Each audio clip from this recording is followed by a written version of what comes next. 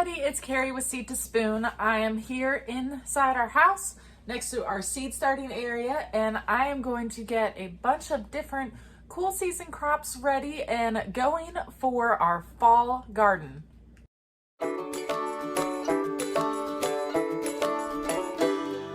So Ellie decided that she wanted to come join us into this video also. She wanted to learn how to start some seeds too. So she's coming with us. So today I am going to be starting a bunch of seeds back here. And I actually just put together this new grow light system just yesterday or the day before. And I'm super excited about it because this one should be super easy to adjust, because the sides just have these little twist handles on them.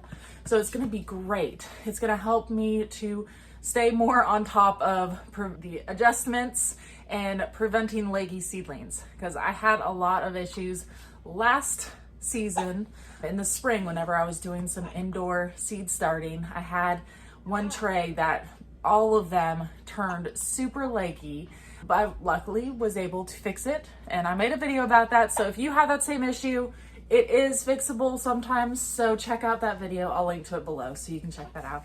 But this should hopefully help keep me on top of it and adjusting the lights and making it super simple and all that to help create healthy seedlings.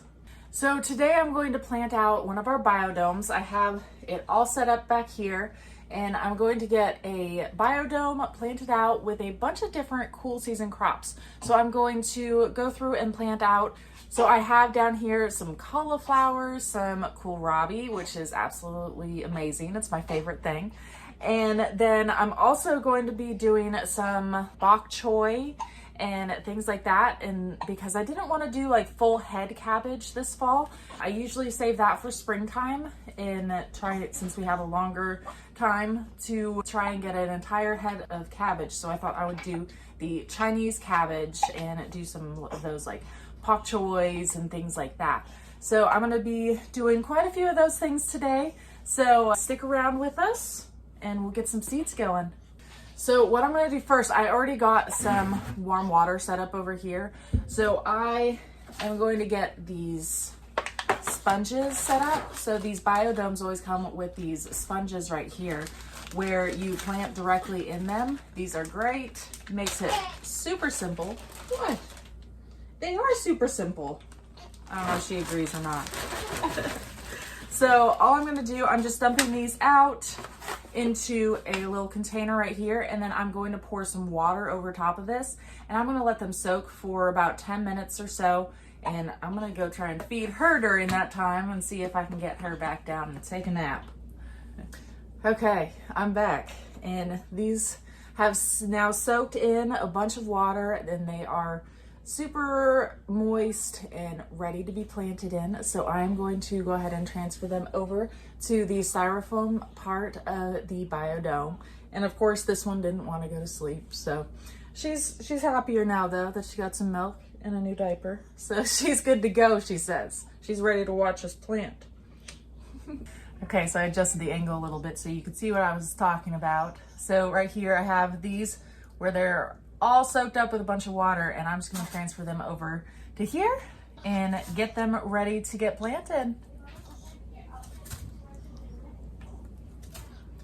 And I'm not worrying about any excess water or anything like that, because all the water is just draining to the bottom here.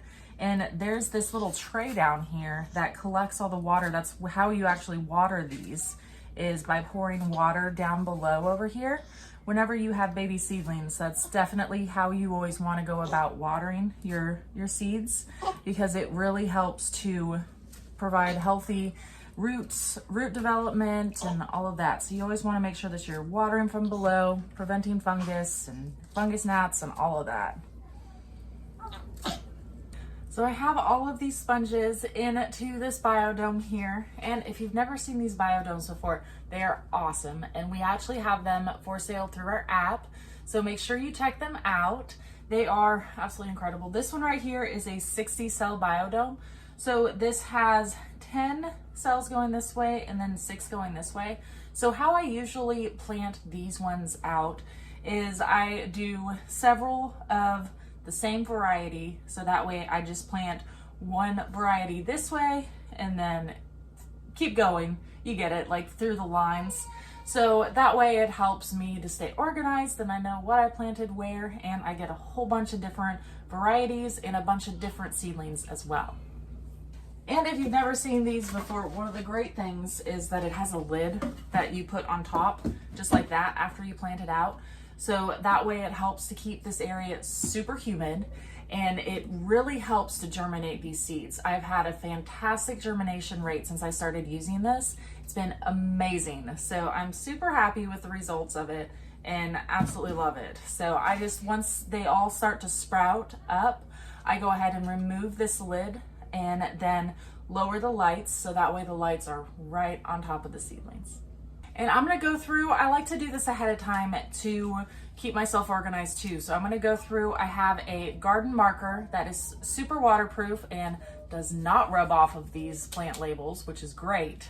And I got a huge pack of all these garden labels, so hopefully I never run out, or if I do run out, it's gonna be in a long time from now.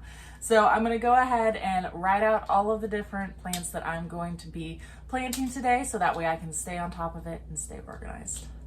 Okay, well, I have her back now because she did not want to sleep by herself. So I have her wrapped up and she's just gonna sleep with us while we get some seeds started. So I figured that we would start with one of my very, very favorites. I'm gonna do the kohlrabi. And now kohlrabi is definitely one that I love, and it is underrated. Whenever we first started growing, it was definitely not one that we planted because we didn't know what it was. And then once we started it and we experimented, we're like, oh, sure, this looks pretty cool. We'll give it a try. And we planted it. We were so amazed with how beautiful it was and how great it tastes. So if you are not familiar with kohlrabi, it is definitely one that I recommend for everybody to give a try in their garden. It is one, it tastes, I like to describe it as one that tastes very similar to broccoli, because it is in the same family as broccoli. So it tastes very similar to broccoli, especially the stem part of the broccoli is very similar to what that ball tastes like on the bottom of the kohlrabi stem. And whenever you go to harvest this, you can eat both of that tennis ball sized little thing that's on the bottom, as well as the leaves up on top. Like the entire part of it is edible, which is amazing. And it tastes really good. We like to add it into stir fries, and I've even made some kohlrabi fritters before. Super good, super tasty. I highly recommend it. I got so busy talking, I forgot to even say what variety of kohlrabi I was planting. So I am doing the Express Forcer kohlrabi. And this is one that we grew this last spring, and it grew wonderfully for us. So I actually did 2 rows of it just because I love it so much. So I'm going to go ahead and have these going, and got 2 markers right here that I'm ready to go. And then I have another variety as well of the kohlrabi that I'm going to be growing. Now this one is the Conan hybrid. This one does really good as well. We grew this one this last spring too. We just loved the Express Forcer one, but I still want to go ahead and do this Conan hybrid one. Just because, I mean, this one was super tasty and it did really well also. And I love to compare varieties and the tastes and all of that. Makes it super fun. And whenever I go about planting these, it's really simple. All I do is go through and drop 1 seed into each hole right here. There are holes already made in these sponges, so it makes it a lot easier to go through and plant them out because there's already a hole there, and don't need to worry about covering them or doing anything like that. The next plants that I'm gonna do are broccolis. So with all of these different varieties of broccoli that I'm doing, I chose the hybrid broccolis. So especially for the fall time, I like to stick with the hybrids or more the broccolini varieties because they grow a lot faster. First of all, I don't have to wait for that entire head to form before I start harvesting. And so they're a lot faster, and they usually, I love growing them in the fall. They grow a lot better in the fall time because I'm not worried about that time frame, that time crunch that I have. And honestly, I just prefer them in general too, because I find that the pest issues are a lot better with these type of varieties versus the entire head variety. And it never fails for me that if I'm growing something to get like one huge harvest from, something is gonna happen, like a pest, or we're gonna get a hailstorm. I mean, something will happen along those lines, and yeah, and then the entire broccoli is no longer useful for us because it's not gonna do any side shoots. So I love to do these hybrids and broccolinis and all of that. And I love it too because you can harvest the leaves with this too. And if you've never tried a broccoli leaf, you definitely need to. They are super tasty. I love these side shoots and the leaves and all of that. It's super amazing. It tastes really good. And I love stir frying it into our meals in the kitchen. And it just adds a really great taste to all of our dishes. It's so good. Definitely need to try it. So our first variety of broccoli that we're going to be doing is the Biodome variety. And this is one, again, it's supposed to be a fast grower. So this is one that I really like to plant because it is fast growing. And this one's also going to be growing a head of broccoli too. So it has the head and the side shoots. And even once you harvest that head of broccoli, you'll still get plenty of more of side shoots and all that you can still continue to harvest from until the plant dies off for you. Next I have the broccoli artwork variety, and this one we actually grew this last spring and we had really good luck with it. This is one that, again, you'll get a head of of broccoli. And you will, once you harvest that, you will start to get a lot of the side shoots. And from there you can go through and harvest the side shoots and eat the leaves and all of that, which is really great. And next I have the broccoli bell star, and this one's done really well for us in the past also, so I'm really excited to grow this one again. This one did really well. It's another one that will give you a bunch of side shoots of broccoli, and it'll give you a fast harvest as well, which is really great for the fall time. And it'll just be a really good all-around broccoli plant to have. Next, I'm going to do some Brussels sprouts. We have never really had a lot of really good luck with Brussels sprouts, so I always keep trying, and I'm always hoping that I can find a really good variety that does well here in our area. We are in Zone 7 in Oklahoma City, and I'm hoping that these will be really good for us. And this is the Brussels sprouts Dagon hybrid, and I chose this one just because I liked the look of it. Honestly, it looks really pretty, and it's supposed to be one that grows really well here, so I'm hoping, fingers crossed, that we have a good Brussels sprout harvest. The next one that I'm going to be doing is cauliflower, and this one is a graffiti variety, which I'm very excited to see. We tried growing some cauliflower this spring, but we lost a lot of it to pests. So I'm hoping this fall it'll do a lot better. So I'm really excited about this variety. This is a graffiti variety, and it is one that is super pretty. It has this like deep, rich purple color. It looks amazing. I love it. So along with that, it'll make it a lot easier to grow too, because I don't have to watch it quite as much.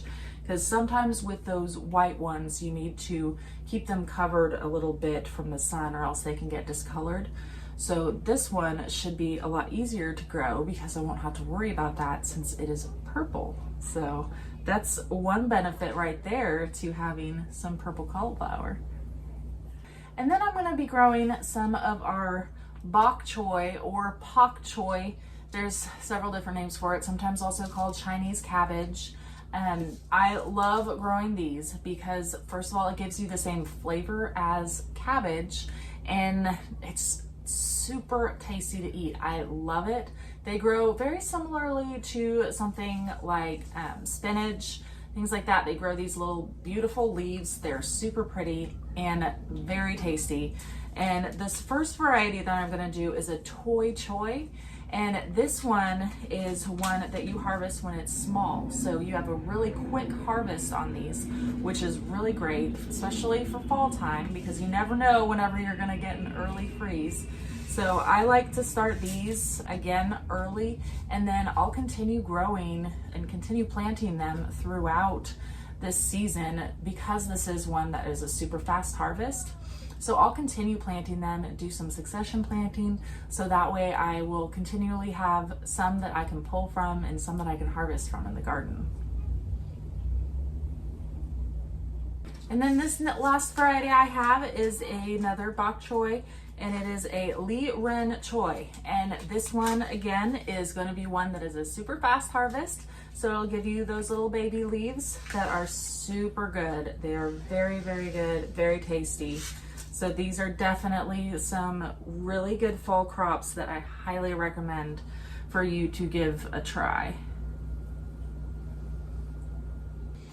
Okay, so now that I have planted out all 60 cells here, I have all of them right here, and I'm very excited for them to start sprouting. I love fall gardening. It is probably one of my favorite times to grow food, just because the weather is so perfect for growing. So I'm gonna go ahead and get this lid on here, and that way I can build up the humidity in here. Already, whenever I had put these sponges in, there was a bunch of water on the bottom, but I went ahead and added the rest of that water that it was soaking in to the bottom here.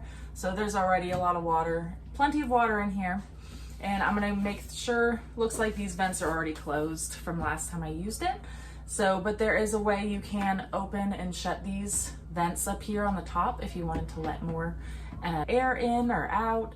But I always keep them closed whenever I am just sprouting my seeds. So I'm gonna go ahead and put these back behind me over here, so that way they are ready to go underneath the grow light. Whenever they start to sprout, I will get that grow light turned on and lower that grow light as low as I can get them, so that way the seedlings have access to a lot of light. Okay, so I have all those seeds back there ready to go, and hopefully they will start sprouting for us here in a few days. I will keep you all updated on how it's going and on how our new grow light system is working out for us. I'm very excited about it, and hopefully it will help us have a lot of success with all of our plants. If you guys have any questions at all about anything that we are doing or growing or anything like that, please feel free to leave them in the comment section and I will get back with you. Thank you so much for watching, everybody, and we will see you next time. Bye.